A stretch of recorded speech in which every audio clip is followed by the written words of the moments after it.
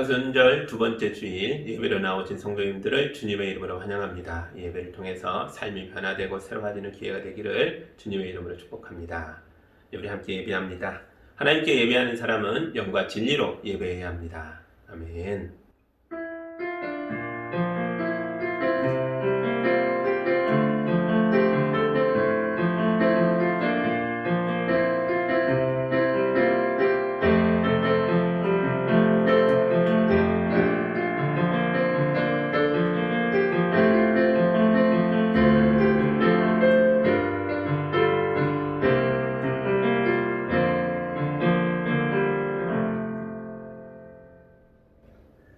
우리를 구원하려고 외아들 예수님을 세상에 보내주신 하나님 아버지, 사순절 두 번째 주일을 맞아 우리가 더욱 경건한 마음으로 예배하고자 이 자리에 있습니다. 우리 모두에게 주님의 사랑과 은혜를 부어주셔서 죄악의 고통에 시달리는 자들을 십자가의 피로 씻어주시고 고난의 수렁에 빠진 이들을 성령의 능력으로 꺼내주시고 막막한 미래로 두려워하는 이들에게 불같이 뜨거운 열정과 진리의 말씀으로 채워주시옵소서. 예수님 이름으로 기도합니다. 아멘. 찬송가 44장 함께 하겠습니다.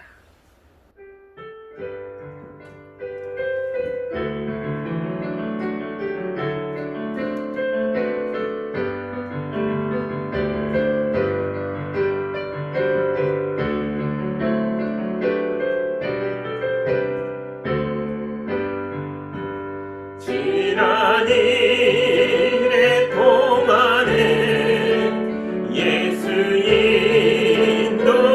인도했으니 주의 전에 모여서 감사 찬송합니다. 가장 복된 이날은 하늘 한식 표로다. 가장 복된 이날은 하늘 한식 표로다. 주의 공로 힘입어 은혜 주신 필때에 화목하게 하시고 죄를 벗겨주소서. 세상 걱정 버리고 은혜 받게 하소서. 세상 걱정 버리고 은혜 받게 하소서. 하나님의 이름을 찬송하러 왔으니 모임 중에 계시고 영광 나타내소서. 기쁜 하늘 잔치에 참여하게 하소서. 기쁜 하늘 잔치에 참여하게 하소서. 주의 기쁜 복음을 모두 듣게 하시고 주의 은혜 베풀어 위로하여 주소서. 주님 오실 때까지 이날 지키리로다. 주님 오실 때까지 이날 지키리로다.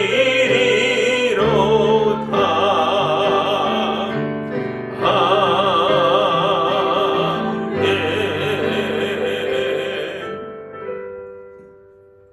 이 시간 우리 마음을 모아 함께 기도할 때 지난 한 주간을 돌아보며 우리의 부족했던 것들을 고백하고 용서받는 기도를 함께 드리겠습니다.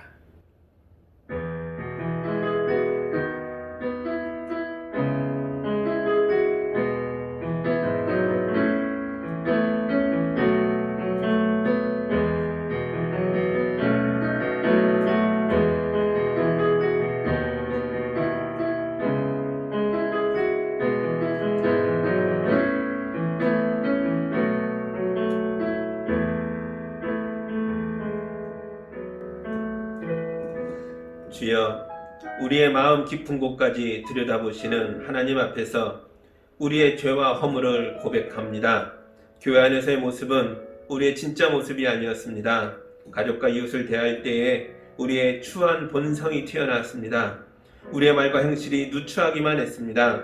사람들의 눈을 속이면 하나님도 속일 수 있다고 생각하며 은밀하고 고약하고 오래된 습관에서 떠나지 못했습니다.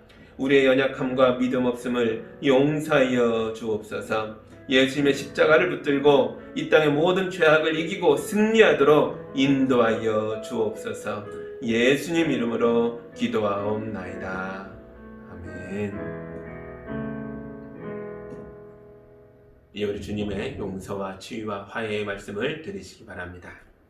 구하옵나니 이집트를 떠날 때부터 이제까지 주님께서 이 백성을 용서하신 것처럼 이제 주님의 그 크신 사랑으로 이 백성의 죄를 용서하여 주소서. 여호와께서 말씀하셨다. 내가 너의 말대로 용서하노라. 아멘.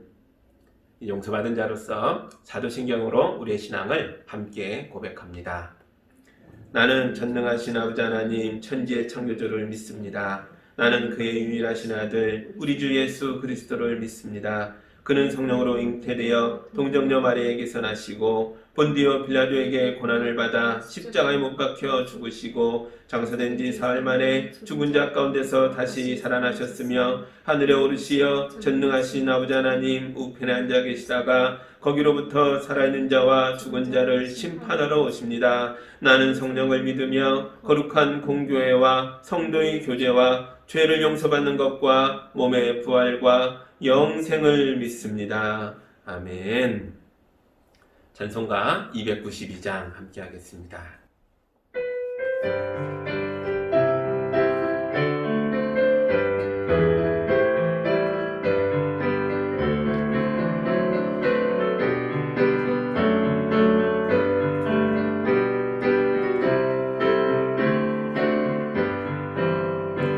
주 없이 살 수 없네 죄인의 구주여 그 귀한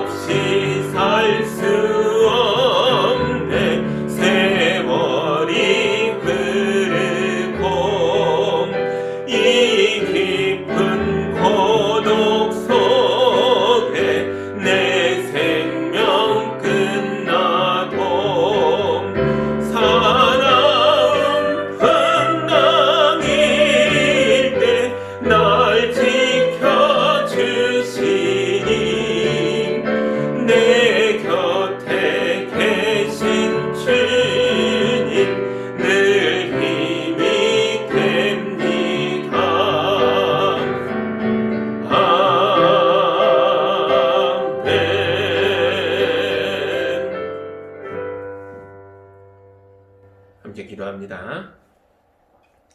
어두운 세상에서 빛이 되어주시는 하나님 아버지, 우리에게 길이요 생명이신 예수님을 주셔서 감사합니다. 목자는 양을 알고 양은 목자의 음성을 듣는다 하셨던 것처럼 우리도 목자이신 예수님의 말씀에 순종하는 양들이 되게 하여 주옵소서. 그래서 이 험한 세상에서도 들어가도 나가도 꼴을 얻으며 물과 평안함을 누리는 삶을 살 수 있도록 인도하여 주시옵소서. 드디어 백신 접종이 시작됐습니다. 주님, 백신의 생산과 수송과 보급과 보관과 접종의 모든 과정마다 개입하여 주셔서 우리의 일상이 하루라도 빨리 회복될 수 있도록 인도하여 주시옵소서. 백신의 부작용을 두려워하는 분들도 계십니다. 주님, 우리의 지혜는 한계가 있어서 우리가 하나의 문제를 해결하면 또 다른 문제가 생기고 있습니다. 주님, 우리 어르신들과 아이들에게 백신 접종에 부작용이 없도록 도와주시옵소서. 건강하고 활기차게 생활할 수 있도록 인도하여 주시옵소서. 우리 아이들이 학교를 다니게 하여 주옵소서. 어른들이 직장으로 다시 나아갈 수 있도록 인도하여 주옵소서. 우리의 여행이 회복되고 나라와 나라 사이를 바쁘게 다니는 활동이 살아나게 하여 주시옵소서. 아픈 분들도 두려움 없이 세상에 나와 활보하게 해주시고 연로한 어르신들도 자녀손들과 서로 담대하게 껴안으며 활짝 웃으며 살아갈 수 있도록 인도하여 주옵소서. 찬송과 기도로 지치고 상한 영혼이 위로받게 하여 주시고 말씀 들을 때 이 말씀을 타고 성령께서 우리 머리에 기름 부음을 내려주시는 것처럼 충만하게 임자하여 주옵소서. 우리의 빈잔이 차고 넘쳐서 예배를 마치고 돌아갈 때는 모든 성도들이 영생의 기쁨에 들떠서 하나님 나라를 향한 소망으로 가득 차서 돌아갈 수 있도록 도와주시옵소서. 이 시간 영상으로 예배하는 모든 가정마다 임하여 주셔서 하늘의 복과 위로를 가득가득 채워 주시옵소서. 예수님 이름으로 기도하옵나이다. 아멘.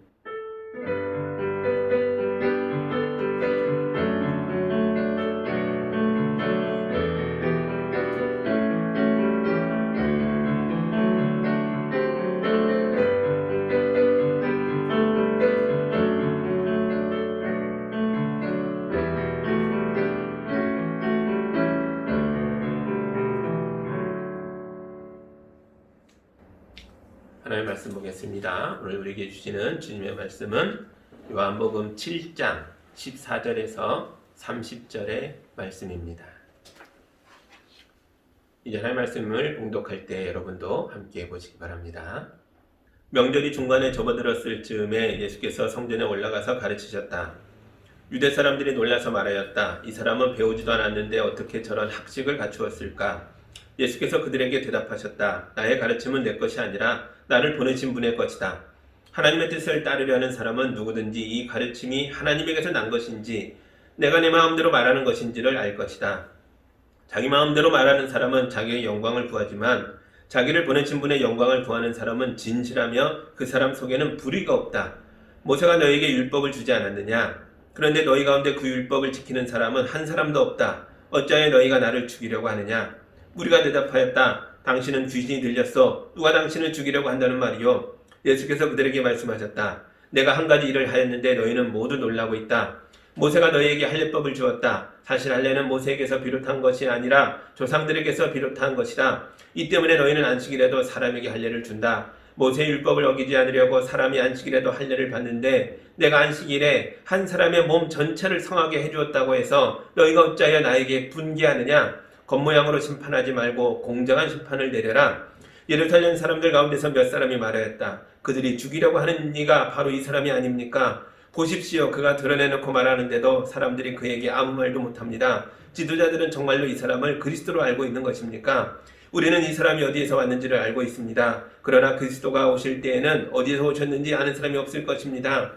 예수께서 성전에서 가르치실 때 큰 소리로 말씀하셨다. 너희는 나를 알고 또 내가 어디서부터 왔는지를 알고 있다. 그런데 나는 내 마음대로 온 것이 아니다. 나를 보내신 분은 참되시다. 너희는 그분을 알지 못하지만 나는 그분을 안다. 나는 그분에게서 왔고 그분은 나를 보내셨기 때문이다.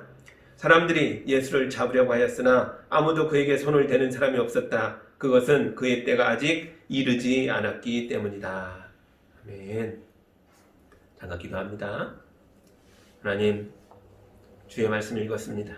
예수님께서 초막절 명절 중간에 많은 사람들 앞에서 자신을 드러내셨고 대단히 위험한 일이었지만 아직 때가 아니기에 온전히 말씀 선포로 끝나게 됩니다.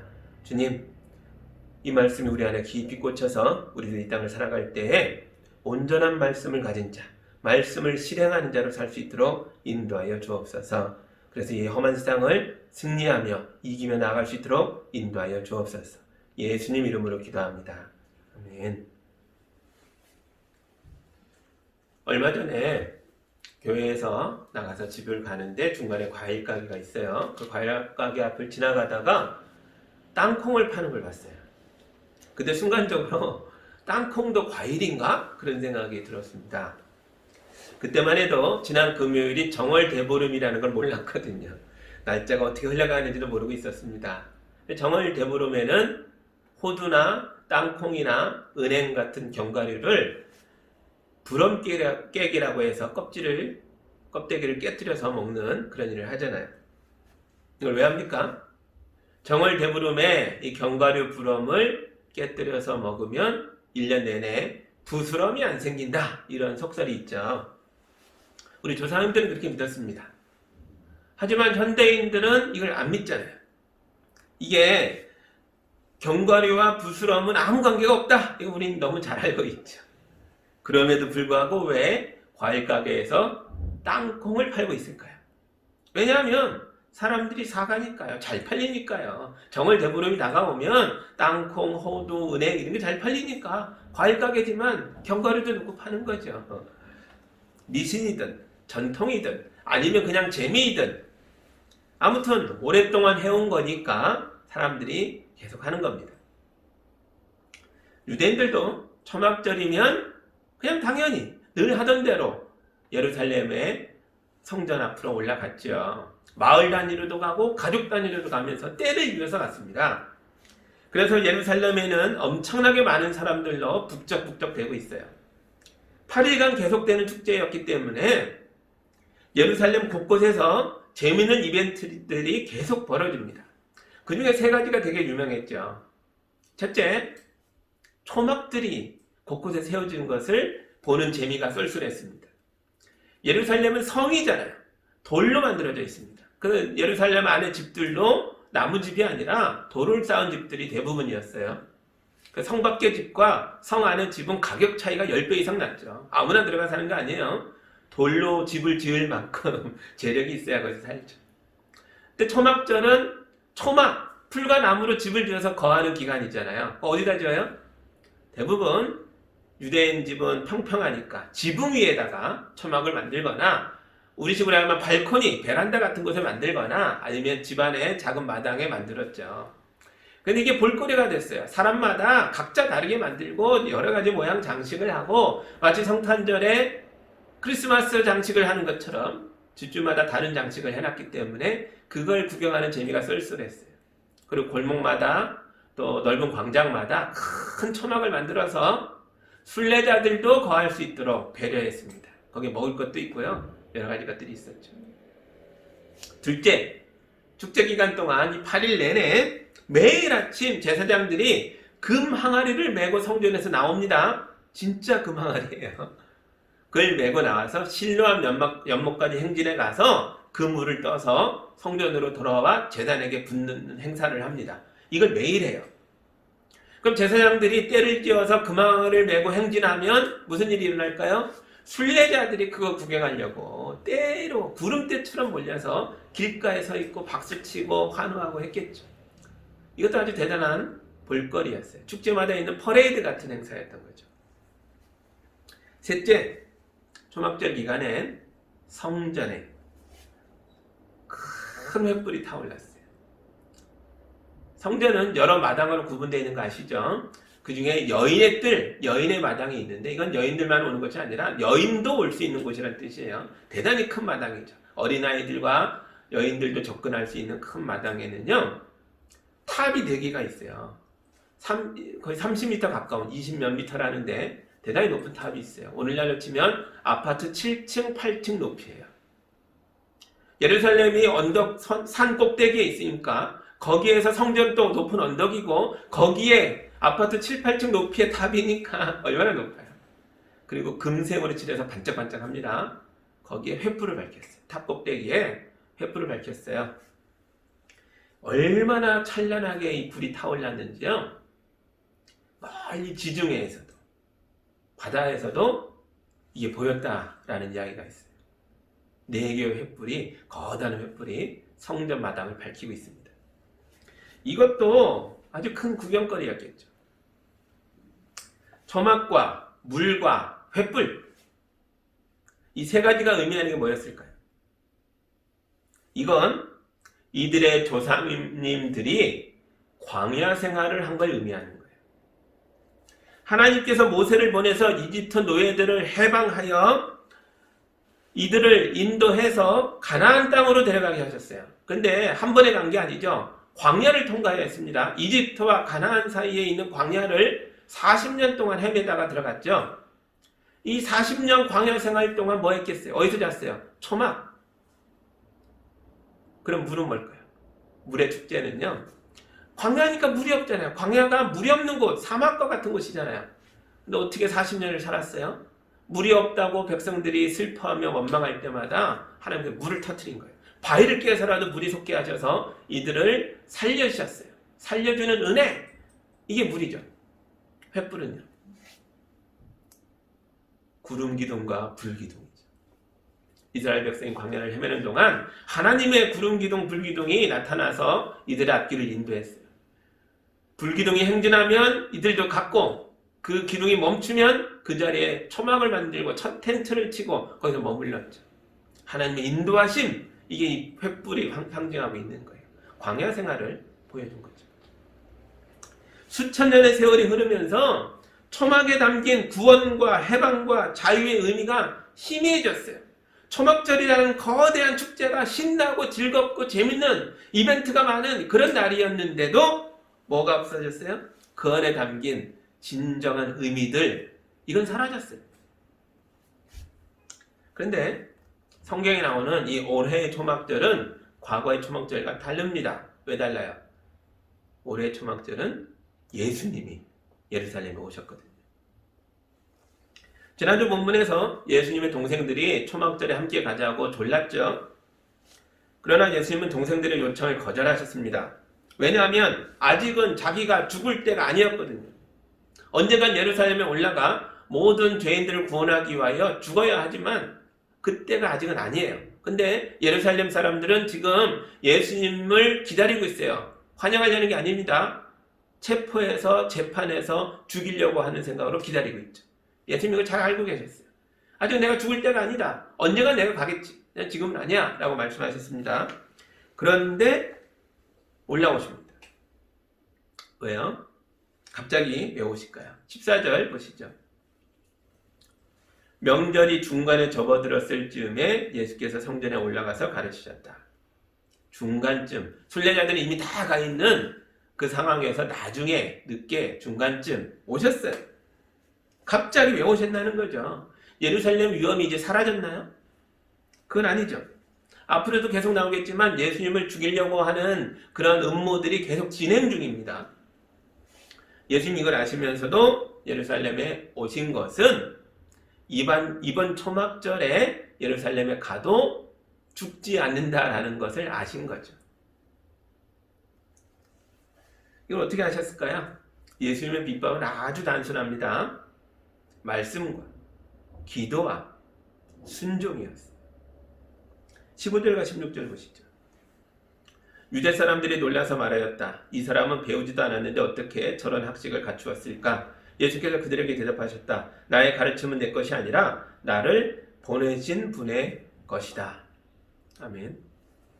사람들은 예수님의 가르침에 크게 놀랐습니다. 겉보기에는 갈릴리 촌사람인데 이분의 말씀에는 엄청난 설득력이 있었거든요. 사람들이 예수님의 이야기에 그냥 쑥 빨려 들어가는 거예요.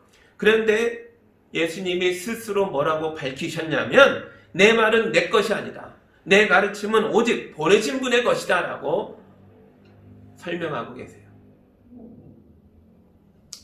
지금 예수님은 말씀과 기도와 순종으로 하나님의 일을 하고 있다는 거예요. 모든 상황을 이해하고 판단하셨기에 안 가려고 했는데 하나님께서 괜찮다라는 마음을 주신 거죠. 순종하신 거예요. 그래서 예수의 오심은 곧 하나님의 오심이고, 왜냐하면 예수님과 하나님이 일치되어 있으니까요. 예수의 말은 곧 하나님의 말씀이고, 예수님의 손길은, 그분의 행동은 곧 하나님의 역사였어요. 그 결과가 뭐였죠? 예수님이 임하시는 곳에는 귀신이 견디지 못하고, 이 어둠의 세력이 견디지 못하고 쫓겨나게 됩니다. 예수의 말씀에 사람들이 놀라서 충격에 빠져요. 그리고 예수의 손길이 닿는 곳마다 병이 고쳐지고 배고픔이 사라지는 삶의 문제들이 해결되는 기적이 일어났어요. 하나님이 임하셨으니 당연하죠. 예수님이 우리에게도 오셔야죠. 우리도 예수님이 필요합니다. 우리도 해결해야 할 문제들이 너무 많아요. 삶의 고통이 넘쳐나고 있습니다. 그런데 예수님이 어떻게 오시는 걸까요? 우리도 예수님이 하셨던 것처럼 해야죠. 예수님이 하나님과 일치되어 행동할 수 있었던 건 오직 말씀과 기도와 순종이잖아요. 우리도 말씀을 아는 자답게, 예수님을 아는 자답게 이 말씀을 붙들고 기도하고 하나님 주시는 감동에 순종할 때에 하나님의 역사가 우리 가운데 일어날 줄 믿습니다. 요한복음은 예수님은 말씀이시다. 이 말씀은 태초부터 계셨다. 이제 우리와 함께 계신다 라고 설명하고 있어요. 요한복음 1장부터 우리가 이미 봐왔잖아요.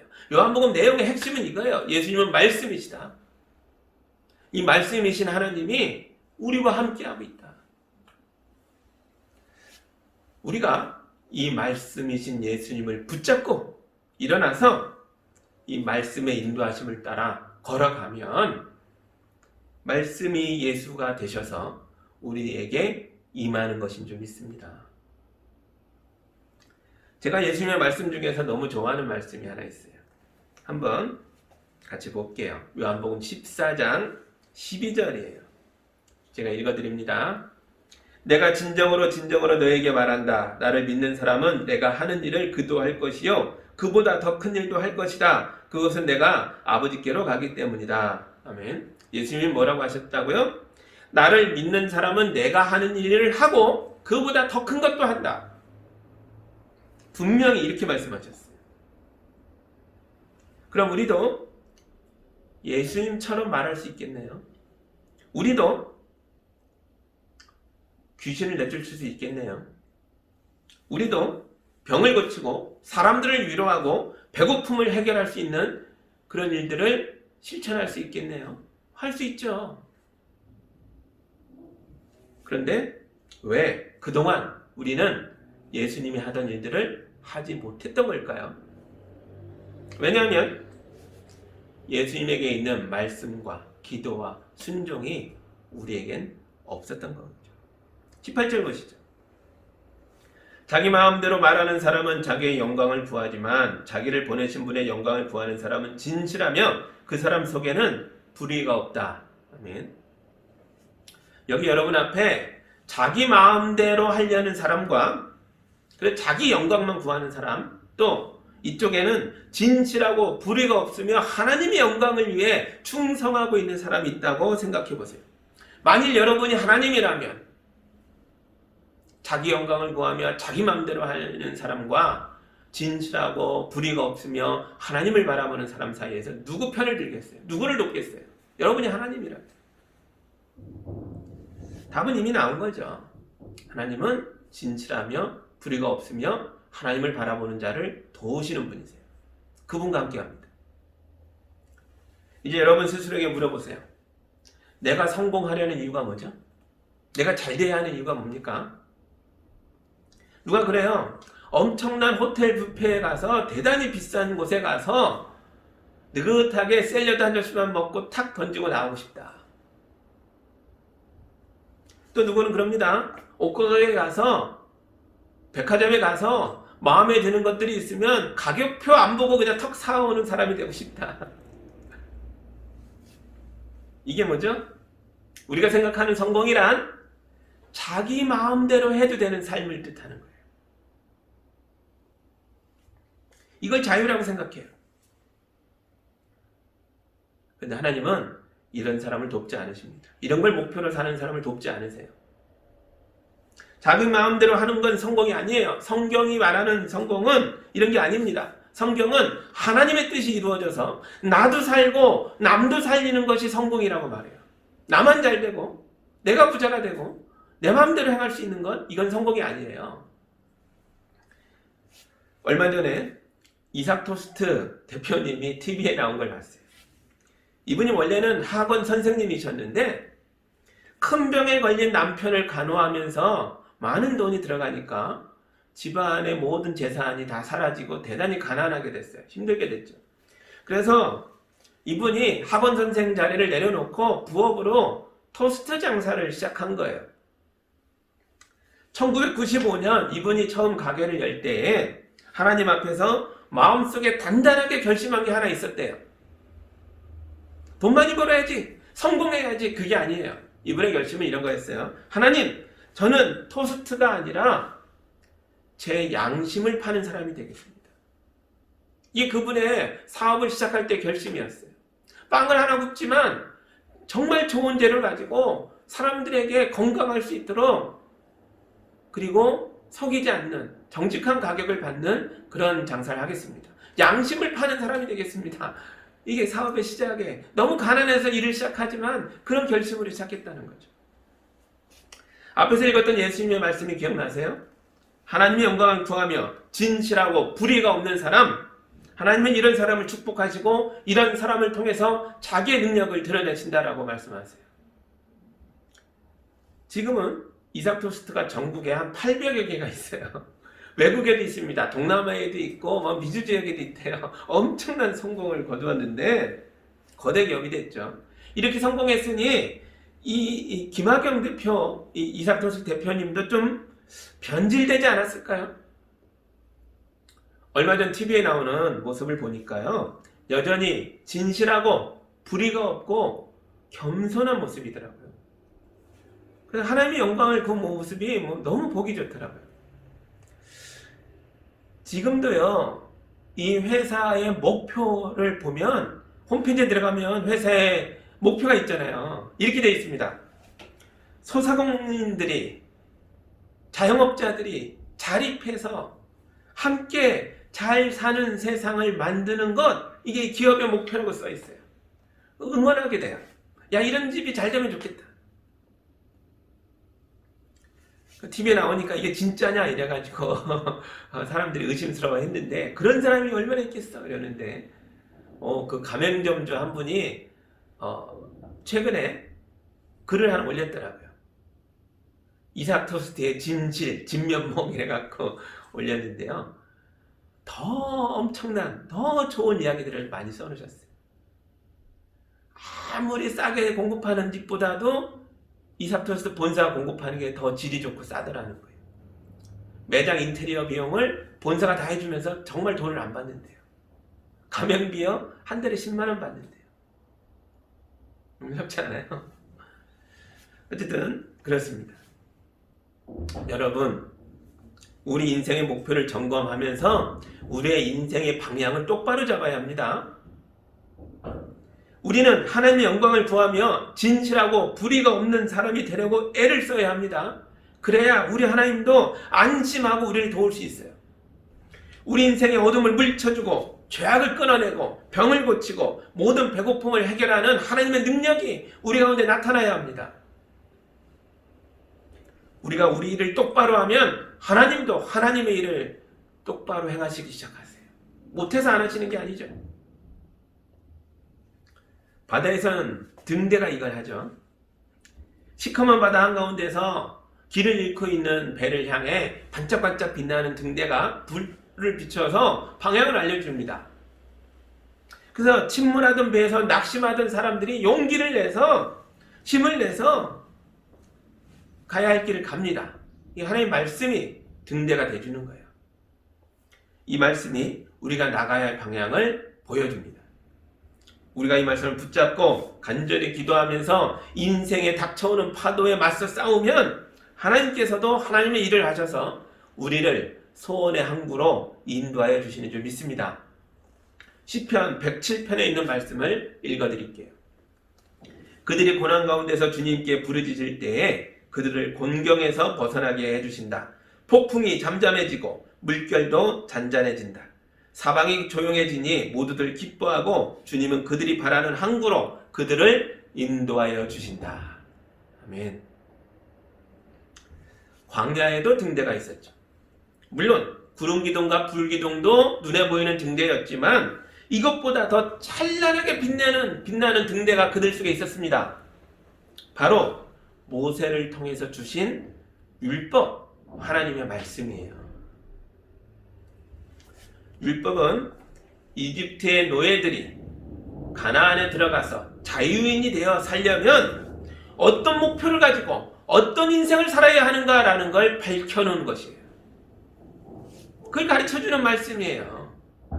그냥 단순한 명령이 아니라고요. 노예들이 자유인 되게 하는 말씀이에요. 율법은 그야말로 자유인을 만들어내는 자유의 헌장이었습니다. 십계명을 예를 들어볼까요? 십계명이야말로 율법 중에 율법 중심 사상이잖아요. 출애굽기 20장의 십계명은 이렇게 시작하고 있습니다.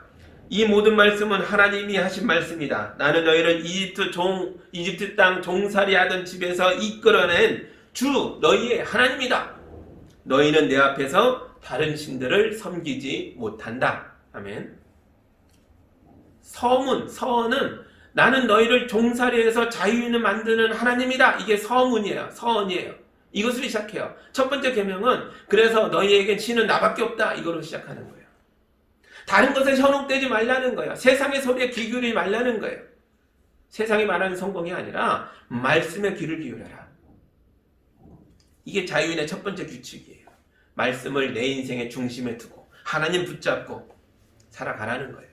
여러분 다시 한번 말하지만 자기 마음대로 사는 게 자유가 아니에요. 세상 사람들이 모두 자기 마음대로 살면 세상이 어떻게 될까요? 마음대로 뺏고 마음대로 죽이고 하고 싶다고 하고 그러면 세상은요 힘센 사람들은 지배하고 약자들에게는 지옥이 펼쳐지겠죠. 강자든 약자든 세상의 모든 사람이 하나님 말씀에 순종할 때에 비로소 우리 모두가 자유인이 될 수 있어요. 마음대로 하는 세상은 일부만 자유할 뿐 나머지는 모두 지옥을 살게 됩니다. 근데 보세요. 율법의 핵심은 세상의 모든 사람을 자유롭게 해주는 건데 유대 사람들이 이 후대 사람들이 광야의 초막절 축제는 즐길 줄 알면서 이 말씀의 핵심을 버렸습니다. 유대 지도자들이 율법을 자기 입맛대로 사용해서 권력을 강화하는 악한 도구로 전락시켜버린 거예요. 본디 말씀은 좋은 것인데 율법은 좋은 것인데 이것이 사람을 자유롭게 하는 것이 아니라 오히려 억압하는 도구로 전락된 거죠. 하나님이 그러신 게 아니에요. 사람들이 지도자들이 악용하는 겁니다. 예수님이 이걸 아주 날카롭게 지적하세요. 19절 보시죠. 모세가 너희에게 율법을 주지 않았느냐? 그런데 너희 가운데 그 율법을 지키는 사람은 한 사람도 없다. 어찌하여 너희가 나를 죽이려고 하느냐?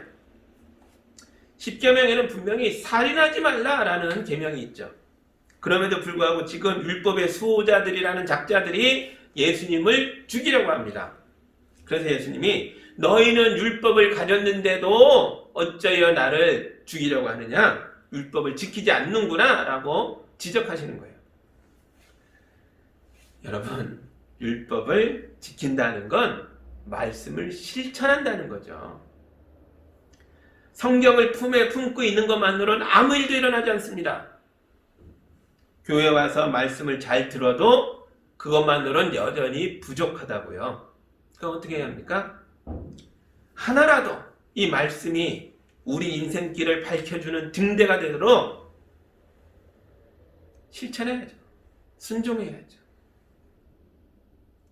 깨닫게 된 말씀, 알게 된 말씀으로 몸부림치며 살아가야죠.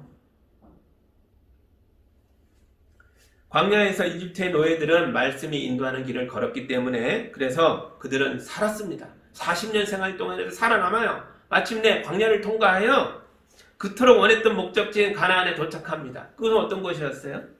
축복의 땅, 생명의 땅, 그리고 자유의 땅이었죠. 그런데 이들의 후손인 예루살렘 유대인들은 예수님의 지적에 반발해요. 20절 보시죠. 무리가 대답하였다. 당신은 귀신이 들렸어. 누가 당신을 죽이려고 한다는 말이요. 이들은 예수님을 향해서 귀신이 들렸다고 정신이 온전하지 못하다고 말합니다. 그래서 누군가가 나를 죽이려고 한다는 그런 피해망상에 착각에 빠져 살고 있다는 거예요. 그러나 사실은 이들 중에 많은 사람들이 예수님을 향한 살해 위협이 실제로 존재하고 있다는 걸 알고 있었어요. 25절과 26절 보시죠. 예루살렘 사람들 가운데서 몇 사람이 말하였다. 그들이 죽이려고 하는 이가 바로 이 사람이 아닙니까? 보십시오. 그가 드러내놓고 말하는데도 사람들이 그에게 아무 말도 못합니다. 지도자들은 정말로 이 사람을 그리스도로 알고 있는 것입니까? 그렇죠? 너희가 나를 죽이려 한다 그랬더니 누가 그럽니까? 피해망상입니까? 귀신 들렸어요? 정신장난입니까? 아니었어요. 실제 살해 위협을 이들도 압니다. 십계명에 뭐라 그래요? 거짓말하지 말라. 그런데 이들은 예수님 앞에서 새빨간 거짓말을 늘어놓고 있어요. 아무도 그런 사람 없다. 하나님의 아들을 거부하는 죄. 십계명의 시작은 하나님만을 믿으라 했는데 하나님의 아들이 오셨는데 거부하는 죄. 그 다음에 살인하지 말라 했는데 예수님을 죽이려고 하는 죄. 그 다음에 거짓말하지 말라 했는데 눈앞에서 뻔히 보면서 우리가 언제 그랬어? 거짓말하고 있어요. 아주 줄줄이 율법을 가졌던 자들이 다 어기고 있는 거죠. 예루살렘 사람들은 가졌지만 실천하지는 않는 사람들이었어요. 그러면서도 자기들은 자유롭다고 말해요. 축제의 자유를 만끽하고 있어요. 자기들은 구원받았다고 말해요. 하나님은 우리 민족 사람의 편들이라고, 유대인의 편이라고 주장해요. 도대체 누가 착각하고 있는 거예요? 예수님입니까? 예루살렘 사람들입니까? 이 사람들이죠. 이들은 지금 자기들 스스로를 속이고 있는 거예요. 그런데 이게 2000년 전의 유대인들만의 모습일까요? 오늘날의 우리는 어떨까요? 여러분, 우리도 말씀을 가졌습니다. 우리도 이 말씀을 가진 자라서 이 말씀을 지키고 살아가는 거 맞죠? 우리도 자유인인 게 맞죠? 하나님이 우리 편이신 게 맞죠? 맞습니까? 정말 맞습니까?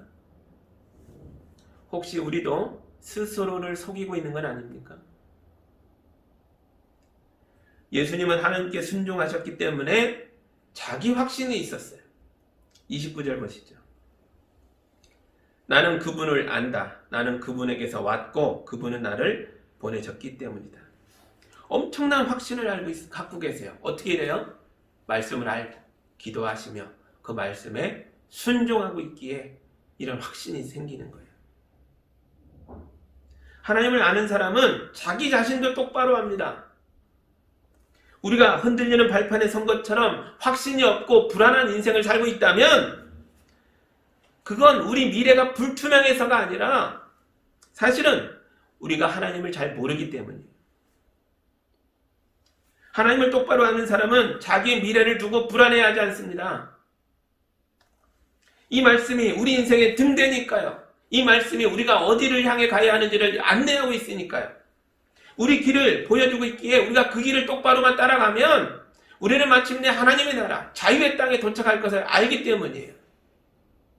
이 땅에서 어떤 형편으로 살던 우리의 마지막 목적지는 하나님 나라임을 우리는 이미 알고 있기에 미래의 불안에서 벗어난다고요. 이걸 믿으시기 바랍니다. 이게 믿음이에요. 우리가 뭘 믿는 거예요? 예수를 믿는다는 게 뭡니까? 주님의 말씀을 붙잡고 이 말씀이 우리 길을 밝혀서 마침내 우리가 하나님 나라에 온전하게 들어가 참된 자유를, 이것을 성경 영생이라고 하죠. 이걸 누리는 삶을 살게 될 것을 믿는 거예요. 그 어느 때보다 경건하게 보내는 사순절 기간입니다. 하나님의 말씀을 가까이 하면서 진실하고 불의가 없는 삶을 살려고 애를 쓰시기 바라요. 말씀을 붙들고 세상의 모든 어둠과 죄악과 질병과 고통과 배고픔을 극복하고 참된 자유인으로 거듭나는 예수향기교회 성도들이 다 되시기를 주님의 이름으로 축복합니다. 아멘. 기도합니다. 하나님 감사합니다. 초막절 중간 사람들이 들떠 있는 그 한복판에서 예수님이 서서 진리를 외치신 장면을 봅니다. 주님, 우리도 세상의 축제에 휩쓸려 다니며 흥청망청하던 것에서 정신 차리고 이 사순절 기간 주의 말씀을 붙들고 더 경건하게 또 불의를 떠나서 하나님을 바라보는 삶으로 돌아올 수 있도록 인도하여 주옵소서. 이 말씀이 우리 길을 밝혀주는 등대가 되어주셔서 우리가 미래의 불안에서 벗어나서 자유인의 삶을 살 수 있도록 인도하여 주옵소서. 예수님 이름으로 기도합니다. 아멘.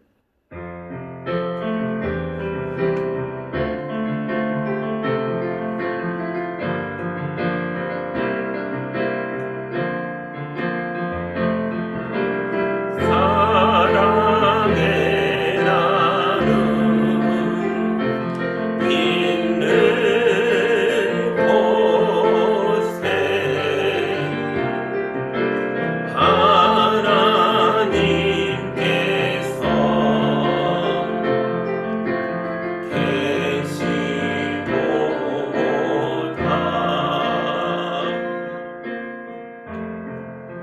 사랑의 하나님 아버지 감사합니다. 우리 성도들 이 땅의 억압에서 지지 않도록 주님이 힘을 주시고 능력을 베풀어서 우리를 붙들고 계신 줄 믿습니다. 주님, 우리가 담대하게 살겠습니다. 땀 흘려 수고하고 애쓰는 모든 것들이 불의의 욕망, 내 스스로를 스스로 자유롭게 하는 데 목표가 있는 것이 아니라 하나님의 영광을 구하며 내 가족을 살리며 이웃을 돌보는 하나님의 역사를 위해 일하고 살아갈 수 있도록 인도하셔서 이 모든 것들이 거룩한 씨앗이 되어 풍성한 열매를 거두어 하나님의 뜻을 펼치며 교회를 세우며 이웃을 돌보며 사는 거룩한 자유인 될 수 있도록 도와주시옵소서. 우리 교회가 이 성도들의 눈물과 땀과 헌신을 통해서 든든히 서갈 뿐만 아니라 하나님 나라를 선포하고 억압에 빠져있는 사람들을 구원하는 등대가 되어 우뚝 설 수 있도록 인도하여 주옵소서. 예수님 이름으로 기도하옵나이다. 아멘.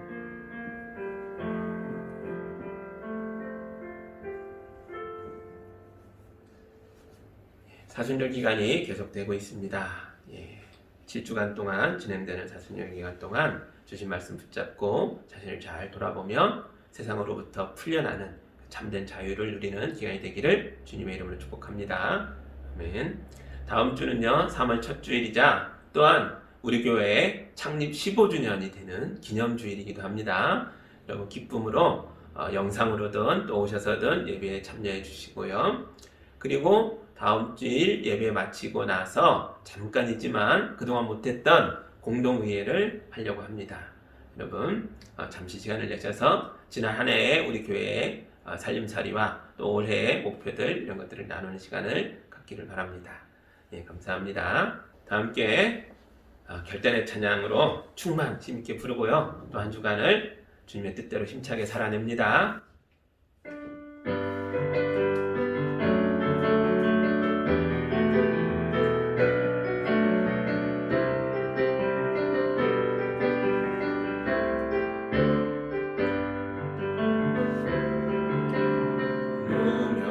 무명이어도 공허하지 않은 것은 예수 안에 난 만족하리라.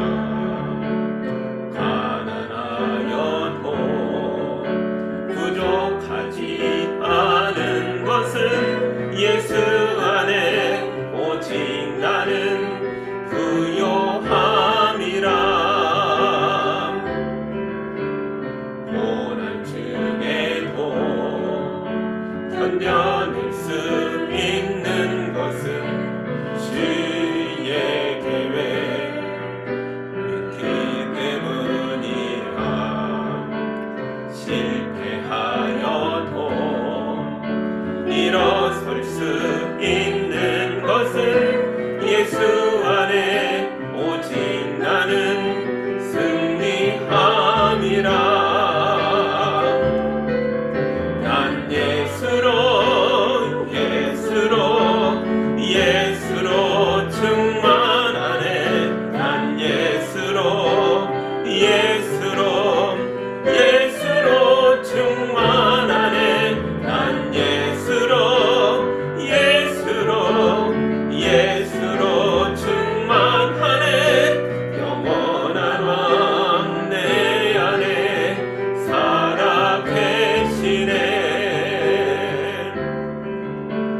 내 몸이 약해도 낙심하지 않는 것은 예수 안에 난 완전함이라. 화려한 세상 부럽지 않은 것은 난 예수로 충만함이라. 난 예수로 충만하네. 세상 모든 것들도 부럽지 않네. 난 예수로 충만하네. 영원한 왕 내 안에 살아 계시네. 난 예수로 충만하네. 세상 모든 풍파도 두렵지 않네. 난 예수로 충만하네. 영원한 왕 내 안에 살아 계시네. 영원한 왕 내 안에 살아 계시네.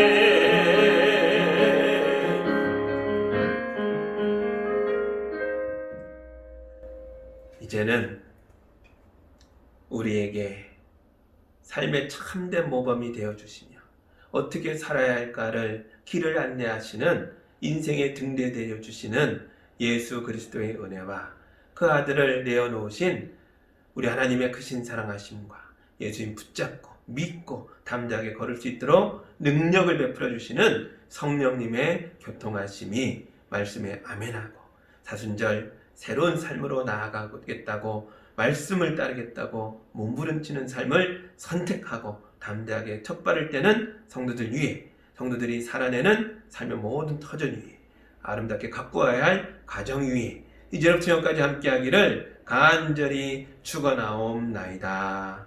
아멘.